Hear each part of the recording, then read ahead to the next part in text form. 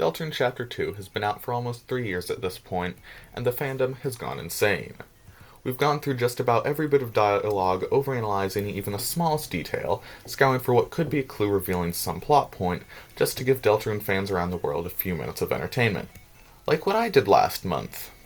Today, I will be theorizing about the Cathode's crew, a group of who I believe to be the antagonists of Chapter 3.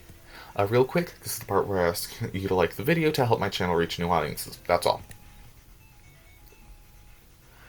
The Cathode's crew was first mentioned by name in the Spamton Sweepstakes, which has been the biggest Deltarune lore drop we got since Chapter 2. Sometime in the middle of the event, a Q&A with Spamton G. Spamton himself was held on Twitter. While many good questions were asked, Spamton didn't exactly give the best answers, as his jumbled-up text boxes encrypted any sort of easily understandable message into an almost indecipherable mess that could be interpreted 10 different ways.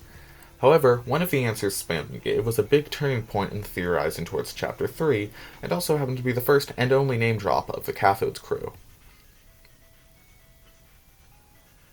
After Chapter 2 concluded, the general consensus was that Mike, a character occasionally name dropped by Spamton, was the television from Toriel's living room and also the antagonist of Chapter 3. This concept of Mike was a major staple of Deltarune fan-made content for the first year after Chapter 2 released, and just about everyone thought that he was confirmed after Spamton gave his answer to the previously brought-up question. But then, just a few hours later, something was revealed that changed the landscape of Deltarune theories entirely. Upon visiting the webpage deltarune.com/damnyoutenna, you will find text from Spamton seemingly raging at a character named Tenna, claiming that everything that Spamton has gone through is their fault. He then says that everyone is going to pay 5 easy payments of $9.99 until they're all in the disposal area, begging for his redacted. That is, everyone except for Mike. Yeah, remember what I said about Spamton's dialogue being difficult to understand? Before this, everyone assumed that Spamton was mad at Mike, mainly due to his confusing lines about someone being a criminal and a similarly confusing dialogue about him during the Q&A. However, with the new information we got from the sweepstakes, we now know that this dialogue could also be interpreted as Spamton being mad at someone else, or perhaps multiple people. Like a crew of people.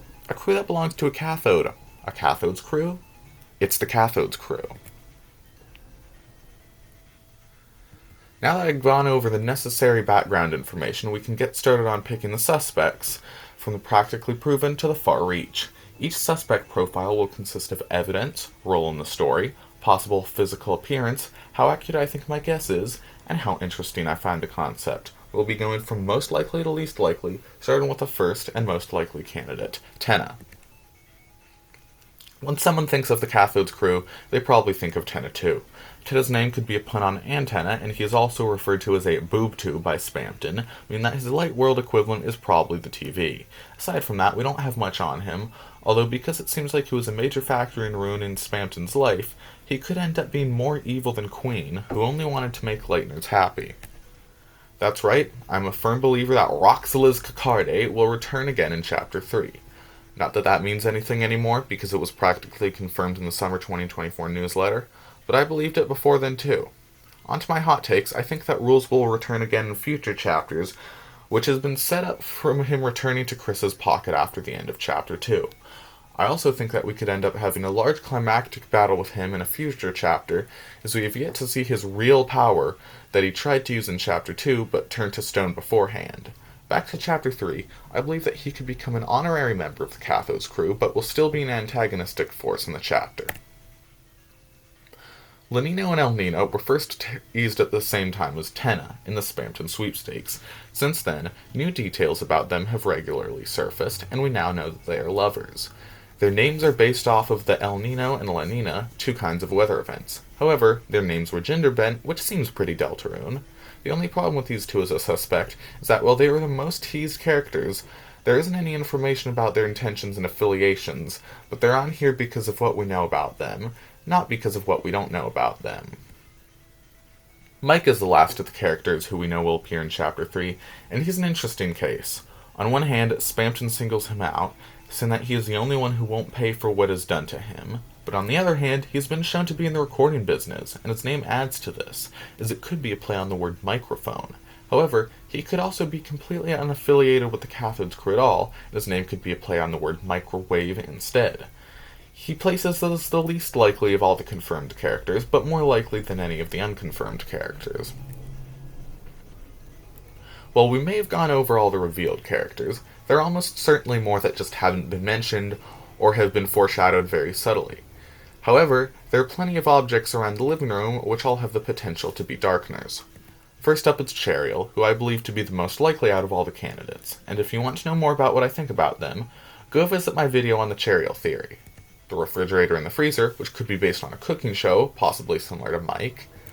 The heart tapestry above the television, which brings to mind the heart-shaped soul in Deltarune. The shadow figures near the TV, which could possibly be the light world equivalent of the Shadow Men. And the trash can, which I doubt, because there was already a trash character in the computer lab, but it's an object in the living room / kitchen, so it's here anyways.